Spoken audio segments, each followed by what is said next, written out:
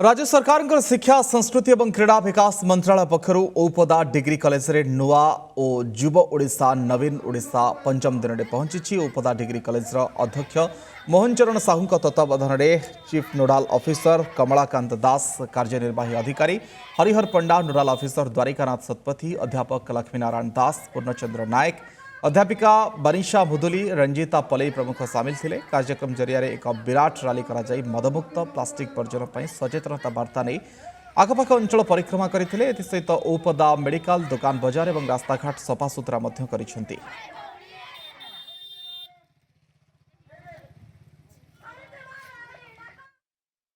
सचेतनाटी जेपरिक polythene मुक्त एवं आमर आहुरी किछि बहुत अनेक एमिति पदक्षेप अछि। सेति आमे छात्र छात्री माने एकत्रित होई आजिर एही पॉलिथिन मुक्त कार्यक्रमटी को सफल रूपायन करू। समाज को सुस्थ रखा, सुस्थ समाज गठन करबा ए दिगरे आमे भूयसी प्रशंसा करिया दरकार।